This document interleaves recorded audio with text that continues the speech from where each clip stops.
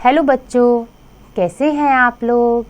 आशा करती हूँ कि आप सभी अच्छे होंगे। बच्चों, शुरू करते हैं आज का अध्याय शब्द विचार, एटिमोलॉजी। चित्र को देखिए और उनके नाम पढ़िए। बच्चों, यहाँ कुछ चित्र दिए हुए हैं, आइए उनके नाम पढ़ते हैं। जग, जग। मेज, मेज। लड़की, लड़की। यहाँ स्पष्ट है कि ये सभी शब्द वर्णों के मेल से बने हैं, लेकिन वर्णों के सभी मेल शब्द नहीं कहलाते। जैसे लपक, लपक। पहिया, पीहा। रहइन, रहिन। इन सभी वर्ण समूहों का कोई अर्थ नहीं है, इसलिए ये शब्द नहीं है। दो या दो से अधिक वर्णों के सार्थक मेल को शब्द कहते हैं। शब्दों का वर्गीकरण। शब्दों का वर्गीकरण 4 आधारों पर किया जाता है। पहला, अर्थ के आधार पर। दूसरा, उत्पत्ति के आधार पर। तीसरा, रचना के आधार पर। और चौथा, प्रयोग के आधार पर। बच्चों, पढ़ते हैं कि शब्द अर्थ के आधार पर कैसे किया जाता है। अर्थ के आधार पर शब्द भेद। अर्थ के आधार पर शब्द 2 प्रकार के होते हैं, सार्थक शब्द व निरर्थक शब्द। बच्चों, सार्थक शब्द क्या होता है? जिस वर्ण समूह का कोई अर्थ नहीं निकलता उसे सार्थक शब्द कहते हैं। जैसे आदमी, कमल, पानी, पर्वत आदि। सार्थक शब्द के प्रकार। सार्थक शब्दों को 4 प्रकारों में बांटा जाता है। पहला, पर्यायवाची शब्द। दूसरा, विलोम शब्द। तीसरा, एकार्थी शब्द। चौथा, अनेकार्थी शब्द। बच्चों, पढ़ते हैं पर्यायवाची शब्द। जो शब्द अर्थ में समान होते हैं वे पर्यायवाची शब्द कहलाते हैं। जैसे सूर्य के पर्यायवाची हैं भास्कर, भानु, रवि, दिनकर आदि। दूसरा है विलोम शब्द। जो शब्द अर्थ में विपरीत भाव प्रकट करते हैं वे विलोम शब्द कहलाते हैं। जैसे चल, अचल, आदर, अनादर आदि। तीसरा है एकार्थी शब्द। जो शब्द प्रत्येक स्थिति में समान अर्थ देते हैं वे एकार्थी शब्द कहलाते हैं। जैसे नदी, आकाश, पुस्तक आदि। चौथा है अनेकार्थी शब्द। वे शब्द जो परिस्थिति के अनुसार अलग अलग अर्थ देते हैं अनेकार्थी शब्द कहलाते हैं। जैसे मन, हृदय, एक तौल, कर, काम, क्रिया, हाथ, टैक्स। निरर्थक शब्द। बच्चों, निरर्थक शब्द क्या होता है? वर्णों का एक ऐसा समूह जिसका कुछ भी अर्थ ना निकले या जिसका अपना कोई भी अर्थ ना हो वे निरर्थक शब्द कहलाते हैं। जैसे खाना वाना, चाय वाय आदि। यहाँ शब्द समूह में प्रयुक्त वाना और वाय शब्द निरर्थक शब्द हैं। इनका अपना कोई अर्थ नहीं है, फिर भी हम बोलचाल में सार्थक शब्दों के साथ इनका प्रयोग करते हैं। उत्पत्ति के आधार पर शब्द भेद। इस आधार पर शब्दों के 4 भेद होते हैं। पहला, तत्सम। दूसरा, तद्भव। तीसरा, देशज। चौथा, विदेशी। बच्चों, पढ़ते हैं पहला, तत्सम शब्द। संस्कृत के वे शब्द जो बिना किसी परिवर्तन के हिंदी में प्रयोग किए जाते हैं उन्हें तत्सम शब्द कहते हैं। बच्चों, संस्कृत के जो शब्द होते हैं उन्हें हम तत्सम शब्द कहते हैं। जैसे सूर्य, घृत, मित्र, पृथ्वी अग्नि आदि। दूसरा है तद्भव शब्द। वे शब्द जो मूल रूप से संस्कृत के हैं परंतु हिंदी में अपने बदले हुए रूप में प्रयुक्त होते हैं, तद्भव शब्द कहलाते हैं। जैसे सांप, दूध, धरती, आम, कान आदि। कुछ शब्दों के तत्सम व तद्भव रूप निम्नलिखित हैं। बच्चों, पढ़ते हैं हम तत्सम शब्द और उसके तद्भव शब्द। जैसे मयूर। मयूर एक संस्कृत शब्द है, उसको हम हिंदी भाषा में मोर कहते हैं। घृत, घी। कर्म, काम। नासिका, नाक। मुख, मुंह। हस्ती, हाथी। व्याघ्र, बाघ। स्वर्ण, सोना। सत्य, सच। घट, घड़ा। सूर्य, सूरज। अग्नि, आग।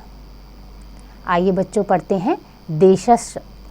वे शब्द जो अपने ही देश की विभिन्न बोलियों में से निकलकर हिंदी में शामिल हो गए हैं, देशस्थ शब्द कहलाते हैं।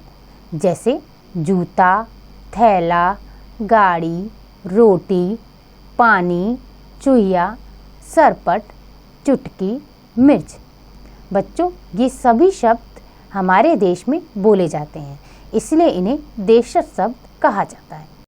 चौथा है विदेशी शब्द। विदेशी भाषाओं के जिन शब्दों का प्रयोग हिंदी भाषा में किया जाता है वे विदेशी शब्द कहलाते हैं। जैसे अंग्रेजी से आए हुए विदेशी शब्द हैं रेल, कंपनी, साइकिल, डॉक्टर आदि। अरबी से सबूत, खबर, अखबार, शिकायत आदि। फारसी से नश्तर, ज़रूरत, फ़कीर, तश्तरी आदि। और चीनी से आए शब्द हैं चाय, तूफान आदि। आइए बच्चों, पढ़ते हैं रचना के आधार पर शब्द भेद। रचना के आधार पर शब्दों के 3 भेद माने जाते हैं।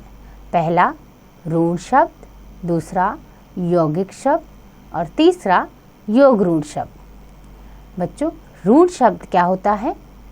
ऐसे शब्द जिनका प्रयोग किसी सामान्य अर्थ में सदा से होता आया है तथा जिनके खंडों का कोई अर्थ नहीं होता, उन्हें ऋण शब्द कहते हैं।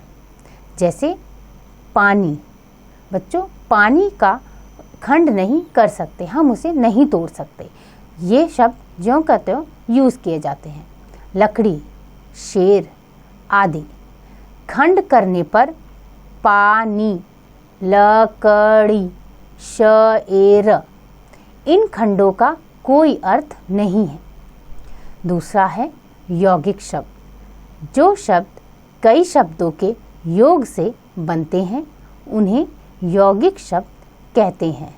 यौगिक शब्द पृथक किए जाने पर प्रत्येक खंड के लिए अलग अलग अर्थ देते हैं। जैसे बच्चों, हिम, आल्य, यह 2 शब्द हैं और इन दोनों को जोड़ेंगे तो बनेगा हिमालय। वायुयान, वायुयान। इसी प्रकार विद्यालय, विद्या मतलब ज्ञान, आलय मतलब घर।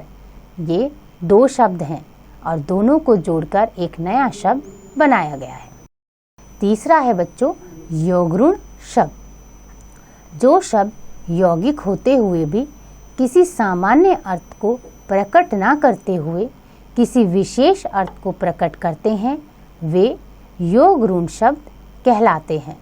जैसे दशानन। सामान्य अर्थ है 10, 10 मतलब 10, आनन मतलब मुख वाला। विशेष अर्थ है रावण। इस प्रकार दशानन शब्द रावण के लिए प्रचलित है, क्योंकि रावण के कितने सर थे? 10। बच्चों, पढ़ते हैं प्रयोग के आधार पर शब्द भेद। प्रयोग के आधार पर शब्दों के 2 भेद होते हैं, एक विकारी शब्द और दूसरा अविकारी शब्द। पढ़ते हैं विकारी शब्द। विकार का अर्थ है परिवर्तन या बदलाव। अतः वे शब्द जो वाक्यों में प्रयुक्त करते समय लिंग, वचन और कारक के अनुसार परिवर्तित हो जाते हैं, विकारी शब्द कहलाते हैं। विकारी शब्द 4 प्रकार के होते हैं: संज्ञा, सर्वनाम, विशेषण, क्रिया। विकारी शब्द के उदाहरण: संज्ञा लड़की, लड़कियां, लड़कियों। विशेषण: पीला, पीले, पीली। सर्वनाम: यह, ये, इसने, उन्होंने। क्रिया: लिखना है, लिखा, लिखेगा। दूसरा है अविकारी। वे शब्द जिनको वाक्य में प्रयुक्त करते समय उसमें कोई परिवर्तन नहीं होता, अविकारी शब्द या अव्यय कहलाते हैं। ये भी संख्या में 4 हैं। पहला क्रिया विशेषण, दूसरा संबंधबोधक, तीसरा समुच्चय बोधक और चौथा विस्मयादि बोधक। जैसे जल्दी घर चलो, रमा ने भात खाया, शीला और रत्ना बहनें हैं, अरे तुम आ गए। बच्चों, अविकारी शब्दों के विषय में हम आगे अध्याय 14 अव्यय में पढ़ेंगे। आपने सीखा बच्चों, वर्णों के मेल से बने सार्थक ध्वनि समूह को शब्द कहते हैं। शब्दों का वर्गीकरण 4 आधारों पर किया गया है। पहला उत्पत्ति के आधार पर, दूसरा अर्थ के आधार पर, तीसरा प्रयोग के आधार पर और चौथा रचना के आधार पर। उत्पत्ति के आधार पर शब्दों के 4 भेद होते हैं: तत्सम, तद्भव, देशज और विदेशी। अर्थ के आधार पर शब्दों के 2 भेद होते हैं: सार्थक शब्द और निरर्थक शब्द। रचना के आधार पर शब्दों के 3 भेद होते हैं: ऋण, यौगिक और योग ऋण। और आखिरी में प्रयोग के आधार पर शब्दों के 2 भेद होते हैं: विकारी शब्द और अविकारी शब्द। तो बच्चों, आशा करती हूँ कि आपको ये अध्याय समझ आ गया होगा। इसका अभ्यास आप स्वयं कीजिएगा।